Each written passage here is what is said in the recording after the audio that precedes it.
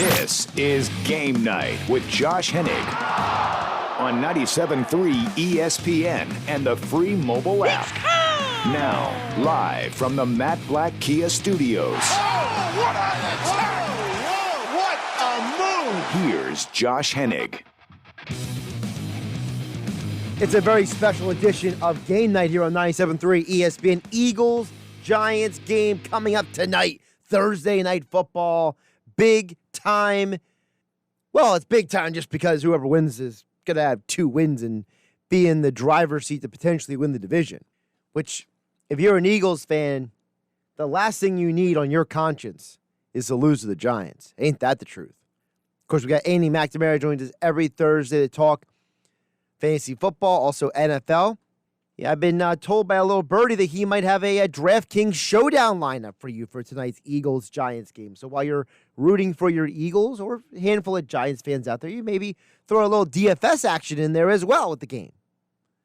609-403-0973, the PlaySugarHouse.com text board, 609-403-0973 to get on the conversation right here on 97.3 ESPN. Of course, Eagles just coming out with their updates for the game tonight.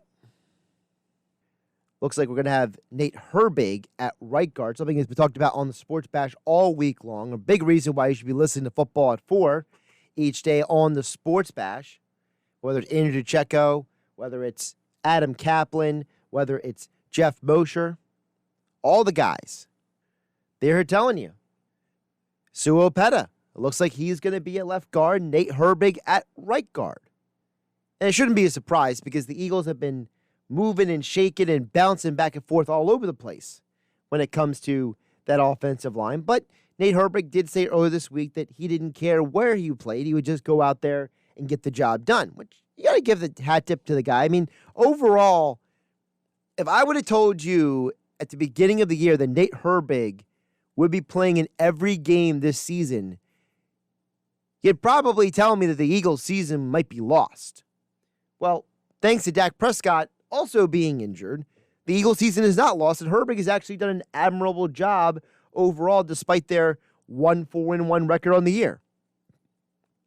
Of course, we'll keep you updated on any news heading into the Eagles game coming up at 7 p.m. Coverage begins. Mel Reese, Mike Quick on the call today on 97.3 ESPN. I can't not talk about, though, the news that dropped just a little bit ago that Mike Gill and Hunter Brody talked about with Jeremy Fowlers, ESPN's national reporter. Zach Ertz's name was a guy being talked about multiple trades before the ankle injury. Multiple league sources expected the Eagles to try and trade him. Now it's probably a moot point because he's going to the injured list. And that's a big deal to look at because of the fact that if the Eagles were seriously consider moving him, according to multiple executives, according to Jeremy Fowler, that tells me that this is the end of the line for Zach Ertz, probably. Now, if you want to argue it's because of the money, if you want to argue it's because of any variable of things, I think you can't overlook the reality that this situation, how it was handled by Zach Ertz, definitely put a negative vibe on this team. You know, in past years, no matter what happened with this team, Zach Ertz was one of the faces of the organization talking to the media. You know, you listen to Grayson's grades every week. Well, in the past, before COVID, Scott Grayson traveled all around with the Eagles year after year after year. And who was one of the people he talked to every single week? Zach Ertz. Every time I talked to Scott Grayson on and off the air about the Eagles, whose name always came up? Zach Ertz. And yet, this is the situation now. This is the reality that you walk into, that Zach Ertz is probably, most likely, not going to be a Philadelphia Eagle much longer. If you didn't get to hear it earlier with Mike Gill and Hunter Brody, here's the audio of Jeremy Fowler on SportsCenter today talking about the Zach Ertz situation. Who was placed on IR earlier today, meaning he's going to miss at least 3 games. What are people around the league saying about Ertz's future in Philly? Well, it's possible his ankle injury prevented a potential trade with teams, because I spoke to multiple execs who got indications that the Eagles were willing to part ways with Zach Ertz by the trade deadline. They negotiated with the Eagles in the preseason. Things did not go well, didn't get a long-term deal done. There's a bit of bitterness there. The season hasn't gone well. He's lost some of that chemistry with Carson Wentz. And then they look at Dallas Goedert, the younger tight end, as a cornerstone for their offense in the future. And so, this is something where the situation is tenuous at best, but with him going on IR, there's not much tradable value there. It's hard to move an injured asset. Dallas. There's a couple things to point out there. Number one, he said a tenuous situation. I don't think you can overlook the reality that Zach Ertz has been affected by this contract situation. And I never thought in 100 years I would be talking about that here on 97.3 ESPN because of how Zach Ertz has handled himself for the last 8 years. This is a guy that no matter the situation, whether it was winning or losing, whether it was Chip Kelly or Doug Peterson, whether it was Wentz or Foles or McCown or Sudfeld or whoever was throwing him the football, Sam Bradford, right? No matter who was chucking him the football, he was always a calming presence. He was always a steady voice. He was a reliable person on and off the field. And now all of a sudden, Zach Ertz has become the guy that just doesn't seem like he wants to be here. And now with the ankle injury, you have an opportunity for other guys to step up and show their worth. You have an opportunity for other guys to step up and cement their roles in the offense. Not that the Eagles won't accept Zach Ertz when he comes back, but this definitely feels like the beginning of the end right now for Zach Ertz and the Eagles. And it's really a shame because I don't know all the details of what goes on behind the scenes. I don't know if anyone could honestly, completely tell you the truth about what's going on behind the scenes with the Eagles and their negotiations, because we know that the Eagles have come to terms with a lot of players over the years on a lot of deals, and they've always been willing to pay people, right? They've never been the team that's been scared to pay a guy if he's worth it. But as of now, with Zach Ertz, he's 30 years old. He can become a free agent very, very soon. The last 2 years of the deal he's currently on are basically kind of like phantom years. Technically, he could be back next year. He could be under contract next year. But you do have the possibility that you could move on from him next year and not take a crazy amount of a cap hit, or you could just trade him as well. No matter what the scenario is, and obviously there's a lot of ways this can go, it's really a shame it's come to this, because when Zach Ertz signed that last contract extension back in 2016, right, and then he did a little restructuring, reworking when they converted some of the money later on, back in 2018, it really felt like Zach Ertz was going to be an Eagles lifer. I mean, he helped the team win a Super Bowl. He was a huge part of the team's transition to this modern era where this team is back to being the contender in the NFC East each and every year again. And now all of a sudden, whatever the conversations went, whether it was just money, whether it was years, whatever the reasoning is, it's gone sideways. And this team may never look the same, honestly. So I think that the Philadelphia Eagles have a lot of questions to answer moving forward. And tonight, you're not even going to see Dallas Goedert. You're going to see Jason Kroom and Richard Rodgers out there at tight end. So have the tides changed for the Philadelphia Eagles, as Jeremy Fowler of ESPN reports, Zach Ertz was being shopped. 609-403-0973 is the PlaySugarHouse.com text board. We'll take your texts throughout the show, your predictions for the game tonight, your questions and thoughts about the game. We'll be talking more about the game as well as your fantasy football Week 7 right here with Andy McNamara from Sportsnet coming up about 5 minutes from now. 609-403-0973 for the PlaySugarHouse.com text board. Yes, place your legal sports bets at PlaySugarHouse.com. Sign up now and then match the first deposit up to $250. Must be 21 or older to play. Gambling problem? Call 1-800-GAMBLER. That's 609-403-0973 for the PlaySugarHouse.com text board. Joey D. in Ventnor chimes in and says, Doug will have these guys ready to play. I think the Eagles will do enough to pull out the win with the importance of the division race on the line. Eagles 26, Giants 12. That's Joey D's prediction over there in Ventnor. Joey D, first of all, always appreciate you chiming into the show. My initial reaction to that is, I think that, what Mike said, what you're saying is completely correct. And that is, the guys understand the importance and the value and the necessity of this game. And I think Doug is the perfect person to explain to these guys that, listen, man, your back's up against the wall. You got to go out there and get the job done. It's now or never. You got to put up or shut up. Whatever the phrase or however that you want to explain it. I think the Philadelphia Eagles are well aware, and they've been hyper-focused that this is a must-win game. In the sense that if you're serious about making it back to the postseason, you got to win this game.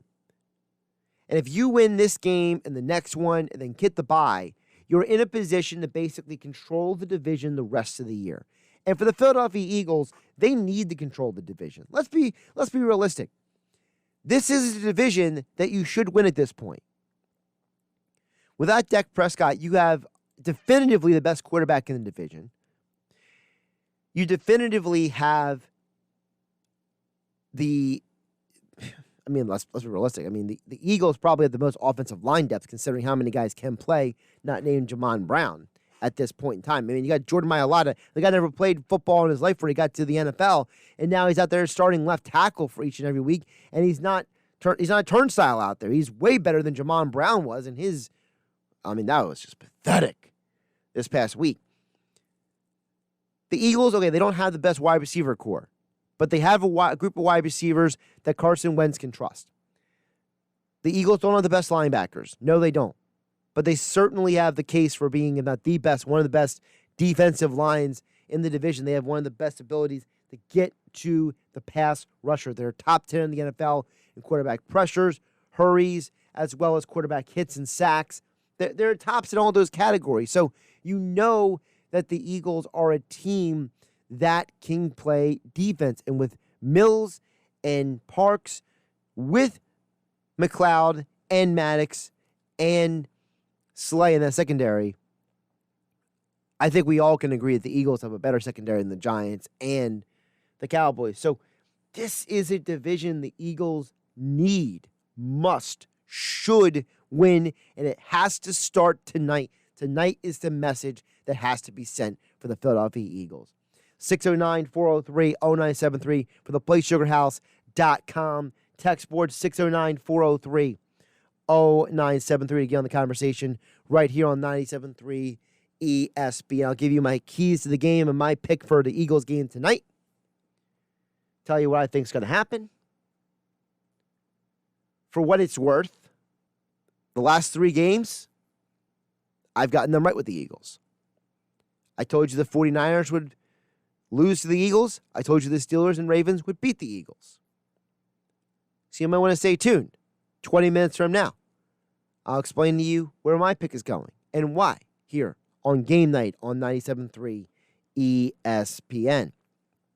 Again, Andy McNamara from Sportsnet joining us coming up at 6:20 tonight to talk more about the Eagles and Giants. Also, Fantasy Football Week 7 right here on 97.3 ESPN, the 97.3 ESPN mobile app. Game Night being brought to you by GMS Law. Make the right call with 4 convenient locations to serve you. Visit them online at gmslaw.com. Don't forget, Eagles, Giants tonight. You can hear all the action. Merrill Reese, Mike Quick on the call right here on your home for Eagles football, the NFL season all year long, the playoffs, and the Super Bowl. 97.3 ESPN FM. And don't forget the 97.3 ESPN mobile app. It's free. It's your opportunity to get breaking news and updates and analysis on all 4 Philly sports teams, the Eagles, the Phillies, the Sixers, and the Flyers. You don't need to go anywhere else for your analysis and your news and information. You can get it right there with the 97.3 ESPN mobile app and also 97.3ESPN.com. You're listening to Game Night with Josh Hennig on 97.3 ESPN and the free mobile app. Keep your text coming, 609-403-0973, the PlaySugarHouse.com text board. To get on the conversation, of course, Eagles coverage begins top of the hour. Merrill Reese, Mike Quick on the call right here. Your home for Eagles football, 97.3 ESPN. Joining us now, he does each and every Thursday on the Boardwalk kind of hotline to be a part of your lead up to Eagles Giants. Also get your lineup set and information for your fantasy football week 7. The one and only Andy McNamara joins us on the Boardwalk kind of hotline. Andy, how you doing this Thursday? Oh, Josh, doing good, buddy. We got football tonight. We're kicking off week 7, and yeah, like the news today was really, are the Raiders going to have an offensive line come Sunday? That was kind of weird, right? Got moved back from Sunday Night Football to the afternoon, so we'll have to track that. But otherwise, no, I'm excited for tonight's game. So let's get into some of the games tonight, because obviously a lot of people have a lot of eyeballs on the game for a variety of reasons. Yeah. When you're looking at this game tonight, just straight up, the NFC East could be determined by tonight's game in many ways, because while most people can make the argument the Eagles should win the division right now, it starts with winning this game tonight, because if they win the rest of the games in the division, they win it, but it has to start with tonight. Yeah, absolutely. This division, it could be won with a sub-500 record, let's be honest, right? And so each divisional game is so vital. You have Dak Prescott out of the way for Dallas. The Giants, Daniel Jones has just taken a huge step back with new coach Joe Judge, and Washington kind of all over the place, right? So, and they're going through different quarterback struggles. So the only one with a set proper quarterback is Philly. And so, yeah, it's got to start with Carson Wentz, who, again, like, Josh, it seems like we've been having the same conversation for 2 years with just, okay, how's he going to overcome the injuries this week? They're just all the time here. So you're right. You got to go out. You got to take it by any means necessary, however that is. If it's going to be interesting to see. Is it a mixture of run between Boston Scott, Corey Clement? Are you still working in Fulgham? Is Richard Rodgers at tight end? Is he a star that pops up out of nowhere? This is going to be really interesting. Now, we know no Miles Sanders tonight. It's going to be back to that running back by committee. What does that mean, though, for an Eagles offense? Because no Ertz, no Miles Sanders. Deshaun Jackson's back, but is he really back? Lane Johnson, there's about 200 videos now of him warming up before the game as we're speaking right now. So he's going to play tonight. So what can we really expect from an Eagles offense that, let's be realistic, nobody really knows what it's going to look like, considering usually you have at least one of the guys I mentioned and the two guys who are returning from injuries. Who knows what you're actually going to get from them? Yeah, it's a great point. And like Dallas Goedert, beginning of the week was kind of a maybe to possibly come back. So that was sort of exciting, but now it seems like they'll wait till next week, give him some extra time. Here, though, your 2-star tight ends, really the options for Carson Wentz are Travis Fulgham and Greg Ward.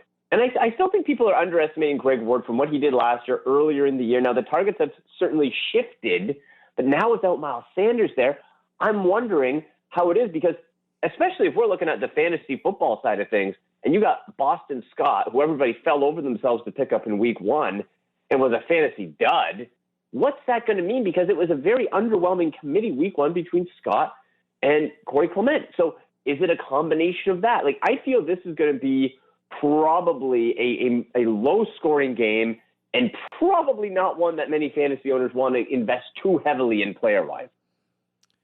Now, we also know the Giants' defense. Okay, so here's my theory. Hear me out for a second.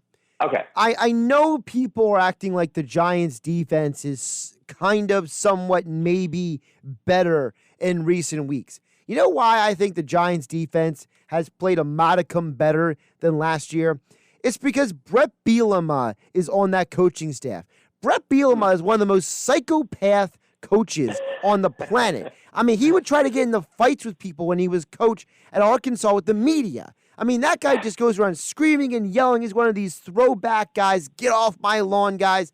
So let's be realistic. The Giants defense isn't playing great because they're great, but because last week they played Washington, and 2 weeks ago they played a Rams team and a 49ers team that wasn't healthy, and probably Brett Bielema is screaming at them saying, if you don't do your job, we're going to cut you.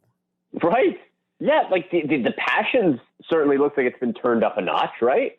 Which, when you're dealing with a team like the Giants, who, let's face it, the offense kind of sucks. There's no Saquon Barkley. Freeman has been serviceable to a point, but he's still working his way back in. And tonight and next week could be, I think, maybe a look at what Devontae Freeman is in 2020, because he will have a full month and a bit working up. But the rest of this team, it's really got to be, and sort of with all the injuries to the Eagles too, it's got to be led through the defense. You got to stop, you got to plug, and you got to force field goals. So the kickers might be busy tonight. Now, we know the Giants' offense is one of the worst in the NFL, but Daniel Jones is the team's leading rusher. They're supposed to have Slayton and Sterling back for tonight, at least in projected theory reporting, blah, blah, blah. We know Jason Garrett is probably one of the weakest offensive minds in all the NFL. But if the Philadelphia Eagles can hold the Ravens to 30 points, you're telling me that they can't hold down the Giants' offense? I feel like this is going to get ugly fast. Well, you would hope, right? You would think. And the fact that, and you said it, Daniel Jones is the team's leading rusher. One, to me, that says you either don't have confidence in your running game or you're not using it right. And two, you got a young quarterback running for his life. These are not all designed runs, folks, okay? If you see a quarterback leading his team, if his name's not Lamar Jackson, these aren't designed runs. That means Daniel Jones is running to not get destroyed on the field. So, or if there's just nobody open and he has no other choice, that gets really dangerous. And Daniel Jones has just regressed. It's so disappointing. You look at the options, too, like, okay, who's he going to hand it off to? Gallman and Lewis are absolute non-factors. Freeman, like I said, is coming along. Slayton I like, but can you count on him? I'm not counting on this Giants defense who can't put up any consistent sort of points. So, yeah, I think for the Eagles, if you come out, if you can pop, like let's say you get a couple big passes to Fulgham, to Ward, boom, you get an early touchdown. You make the Giants chase you, that defense for the Eagles can just pin back those ears and feast and flush Daniel Jones out of the pocket or trap him within it. All right, so you and I talked a little bit earlier about dropping on the audience a DFS lineup for tonight, a showdown lineup. Now, I'm going to assume your quarterback is Wentz, and I don't know what you're doing at running back, though. I feel like I know the quarterback, but what do you do with running back? I mean, you just spent half the conversation just there ripping every Giants running back. Boston Scott has 10 targets the entire year. Corey Clement is not 2017 Corey Clement. So if you're making this showdown lineup, I love to hear your rationalization for running back here. Okay, so here's the great part about the DraftKings Showdown contest. You don't have to pick a particular position here, Josh. You don't have to pick a running back, and I didn't. I didn't take a running back. I went with this. This is a bit of my lineup here. So for the Showdown one, you pick the captain, which costs you 1.5 times the salary, but you get 1.5 times the points. So this is where sort of the mind tricks go. Do I pick the guy who I think is going to get the most points, but who maybe a lot of people pick for captain? Or do I try to go a little off the radar and hope somebody pops? For this particular one, I'm going to do a couple lines, but for this particular one, I went Richard Rodgers as my captain. That's what I'm going bold here, Josh, okay? Because Richard Rodgers, I think it's a boom or bust, and I don't think there's anything in between. Like, Carson Wentz could find him early and often. He has been involved with the offense pretty consistently. So it's not like he's just coming off the street. So I went Richard Rodgers at a cheaper overall salary at that 1.5. Then I went Carson Wentz for quarterback. You're right there. I went Fulgham at a wide receiver. I went Slayton with the Giants because you have to pick in the DraftKings Showdown. You got to pick at least one player from each team. Okay. So I picked Slayton, and then tight end as well. I went double tight end because I hate the Giants wide receivers overall outside of maybe Slayton. I went Evan Ingram, and it's kind of a safer bet. Because this guy right now, although he has the potential, like Josh, before last year, before he got injured, he was a top 4 tight end the first half of the season. This year, guy can't get you more than 9 fantasy points. So I popped him in anyway. And then on the defense, I went with the Eagles. So that's kind of I picked the 2 Giants, and then I went with the Eagles the rest of the way. Andy McNamara joining us here on Game Night as he does each week here on 97.3 ESPN. Make sure to follow him on Twitter at AndyMC81 for all your fantasy sports and NFL analysis. Let's jump into NFL Week 7 points and of emphasis.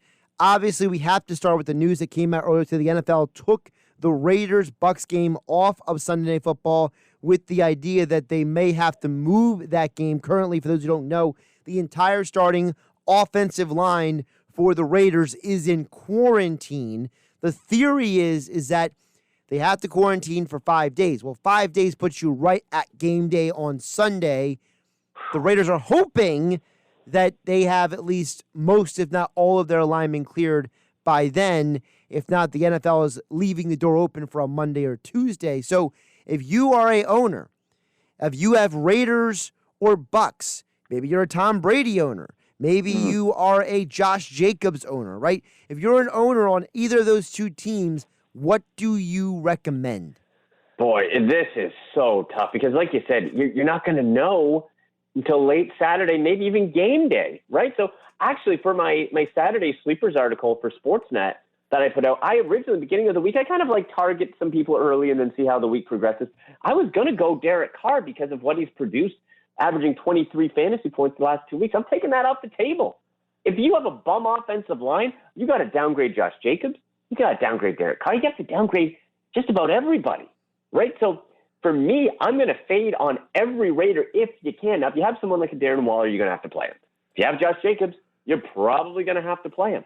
But my fear is you get some of the offensive line back. They haven't practiced all week. Does that matter? Like, there's so many question marks. For the Bucks, yeah, I think you can light up Tom Brady. The Gronk factor. Folks, listen. Hey, listen to your Uncle Andy here, all right? Gronkowski, you don't go chasing the points. Don't go chasing Gronk. That was fun. That was a nice flashback last week. There is no pattern. And Bruce Arians said straight up, we're not going to force the ball to Gronk. He had one good fantasy game. People falling over themselves just paying high waiver priorities or auction dollars to get Gronk. We're not going to see a flashback of 5 years ago Gronk, okay? He could go for 2 catches again next week. He could go for the inconsistency is way too uncomfortable for me. So I'm going to fade on Gronk, but the usual suspects otherwise, right? You can light up your Chris Godwin and Mike Evans. You mentioned tight end. Well, first of all, we got to talk about the fact that Robert Tonyan is now Robert Tunyon. I don't know if you saw that. They came out with a clarification of the pronunciation of his name. So Robert Tunyon, like Funyun. He apparently is questionable to play. He was on the side with a rehab coordinator at Packers practice. I mean, this is one of the top 5 fantasy tight ends this year. This has been a gold mine that you mentioned for weeks now for a lot of people.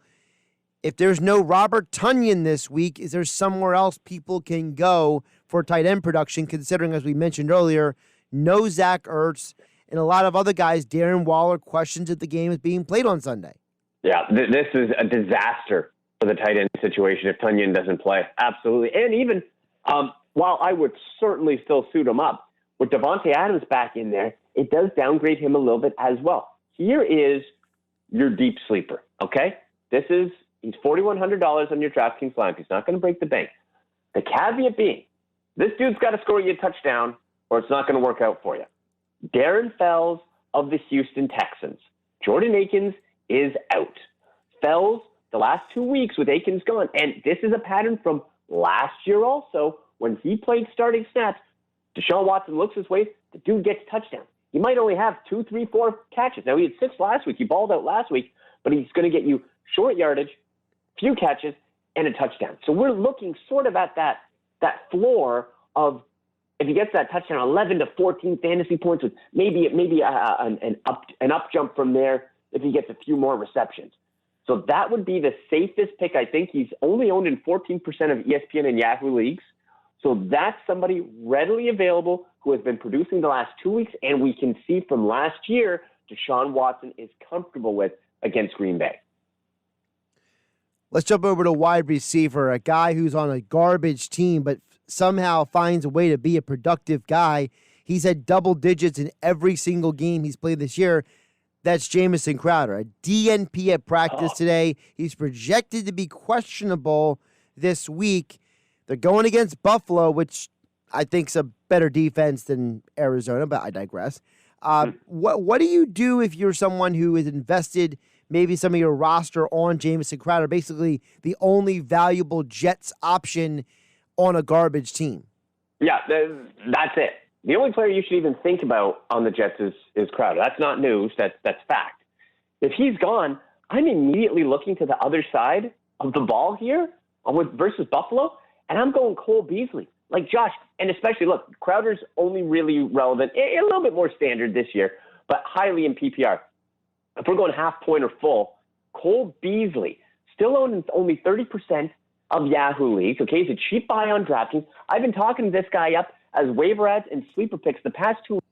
He's delivering for me, Josh. Look, since week 2, week 1 he got just under 10 fantasy points. The rest of the way, all double-digit fantasy points. 2 touchdowns, had 14.5 versus Kansas City. You're going up against the Jets. His injury, and this is battling through like a knee injury the whole time. This dude's going to be healthy versus the Jets? Yes, please.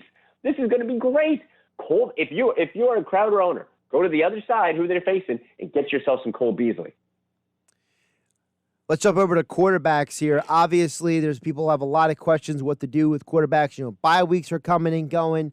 All kinds of variables going on. We mentioned the situation out there with the Raiders and the Bucks. My question, though, is, number one, let's start with one team. If you're someone who looked at, let's say, Andy Dalton as a streaming option for Dak, or you're someone who picked up on Ryan Fitzpatrick and now he's getting benched, or you're someone who looked at a Josh Allen, he started out well, but then the last couple of weeks is not as much. Where is the depth now at the quarterback position, considering some of the streaming options are starting to fall to the wayside? Well, a couple spots, and hopefully you picked up on our conversations from a couple weeks ago and you got him during the bye. Justin Herbert, I love with the Chargers. Now, if you don't have him by now, he might still be there. He's available in 26% of most leagues, but he's probably not. The next one that I've been looking at, one of my sleeper quarterbacks, Joe Burrow for the Bengals. And this is a guy from the beginning of the season, has regrets. He hasn't thrown a passing touchdown in 2 weeks. So you might be thinking, why the heck am I looking at this guy? Well, the reason is, against the Browns in week 2, they're facing Cleveland, second meeting. He threw for 3 touchdowns, 300-plus yards. All they do is throw the ball in Cincinnati. Joe Mixon's got a bum foot. He has the most pass attempts in the NFL. He's 8th in total yards. And the Browns defense, while they do get Ronnie Harrison back, who's been was a stud in the Indianapolis game before he left with a concussion, that Browns defense can be got. And Joe Burrow, they just keep slinging it. He can run a little bit. Zach Taylor, the head coach, isn't afraid to leave him in there. He's also been sacked the most times in the NFL, just a heads up there too. But I think Joe Burrow is somebody you can go to as a streaming option for this week with a plus matchup where they're going to be throwing the ball a lot. Burrow has over 300 passing yards in 4 of his 6 games this year, and we know the Cleveland Browns defense is about as pitiful as the Cowboys and the Giants are. He's Andy McNamara. If you want more fantasy advice and information, make sure you hit him up on Twitter at AndyMC81. He joins us each and every week on Thursdays. Catch him on Sportsnet, and as all guests, he appeared on GameNight on the Boardwalk Honda Hotline. Andy, always appreciate the time. Oh, Josh, love it. Go Eagles. Josh Hennig here on 97.3 ESPN, 609-403-0973 for the PlaySugarHouse.com text board. We'll get your text coming up. Also, I'll give you my pick for the Eagles game tonight and my keys for the Eagles win as well right here on Game Night on 97.3 ESPN FM. And don't forget the free 97.3 ESPN mobile app powered by First Bank of Sea City. Now, more Game Night with Josh Hennig on 97.3 ESPN and the free mobile app. Leading up to Eagles football, top of the hour, coverage begins and continues all night long. Eagles, Giants, right here on 97.3 ESPN. Game Night being brought to you by GMS Law. Make the right call with 4 convenient locations to serve you. Visit them online at gmslaw.com. PlaySugarHouse.com text board is open, 609-403-0973. As promised, I'll be giving you my keys to the game tonight, my picks for the game as well. You can chime in with your thoughts like Joey D did earlier on the hour, 609-403-0973 for the PlaySugarHouse.com text board. So the game tonight to me comes down to two very important things. The first thing you have to look at with this game tonight is the Eagles' defense has to treat the Giants like the team that they are. The New York Football Giants are one of the worst offenses in the NFL. They're 31st in the NFL in points per game. The Giants' offense is the worst passing offense in the NFL. They're 30th in rushing. They are just an absolute mess. So for the Philadelphia Eagles, this is an opportunity for you to flex your muscle. This is an opportunity for you to go out there and basically step on them and step over them, for that matter. The Philadelphia Eagles were able to take it to the 49ers, a team who, even as injured as they were at the time, is a much better football team than these Giants. If you are a team that was able to find a way to get after quarterbacks like Joe Burrow and Nick Mullins and CJ Beathard for a couple weeks, you are making a huge change in talent level from the Ravens and Steelers for 2 weeks to drop down to the Giants.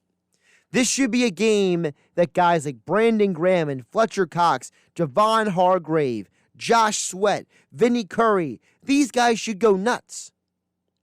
And for the Eagles secondary, I know Darius Slayton is coming back. There are reports that the Giants could be having Sterling Shepard back out there tonight. I know Evan Ingram's a guy that people always keep an eye on, and they're always curious about. But I'm telling you right here, right now,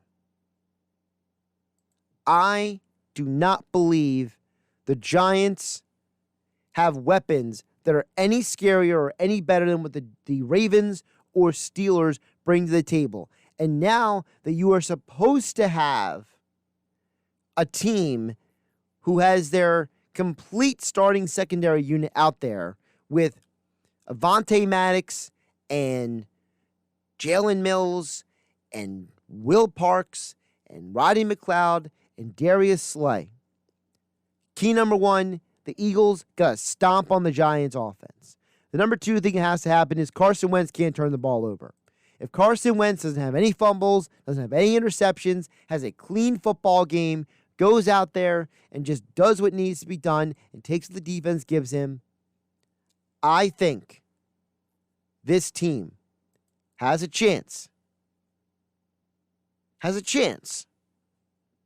to blow out the Giants tonight. So with that in mind, I think the Eagles beat the Giants tonight. I'm going to go with a score because I understand that the Philadelphia Eagles do have some injuries. They're not 100% in any way, form, or fashion. I am going to go Eagles win the game 24-13. Yes, 24-13. That is my score for the game tonight. 609-403-0973 for the PlaySugarHouse.com. Text board 609-403-0973. Eagles, Giants coming up top of the hour. Coverage begins. Tomorrow night we have the World Series coverage here. Speaking tomorrow on Game Night, we have Mark Raimondi, ESPN MMA and UFC reporter. They talk a little about UFC 254 tomorrow.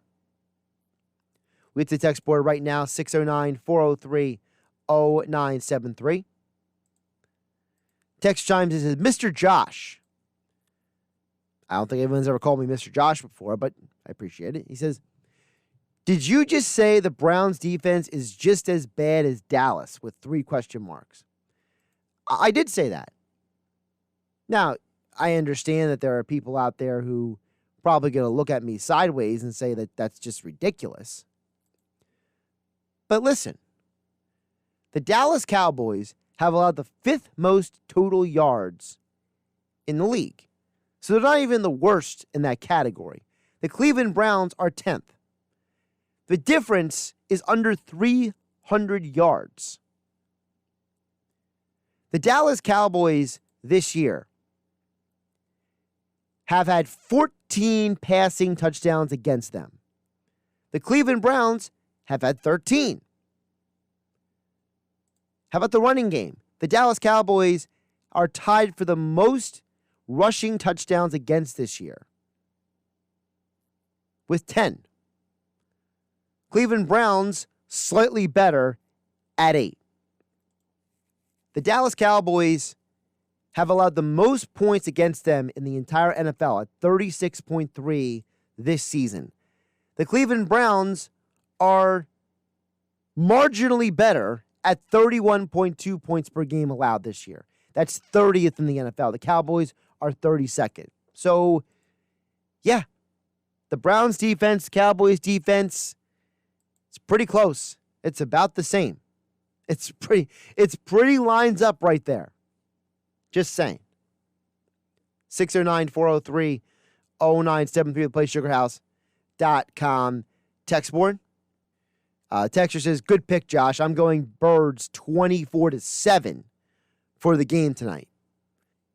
I can see 24-7. I think the Giants get a field goal somewhere along the way, right? I just feel like, the Giants, they're one of those teams that will just find a way to maybe get some ball movement at one point or another because, they may pull out a big play, or maybe Sterling Shepard or Darius Slayton gets away from the coverage a little bit, and then the Eagles defense locks down. They kick a field goal. I can totally see it happening. So that's why I went 24-13. I can see a field goal or two from the Giants. Heck, I could see 20-9. I see the Giants only scoring field goals in this game. I just don't foresee a way the Giants win the game. That's for sure. I'm Josh Hennig. You can follow me on Twitter at Josh Hennig. Hennig spelled Hennig. Catch you tomorrow. Game night. Don't forget Sports Bash 2 to 6. I'll be on at 6 o'clock tomorrow on 97.3 ESPN. Have a great night.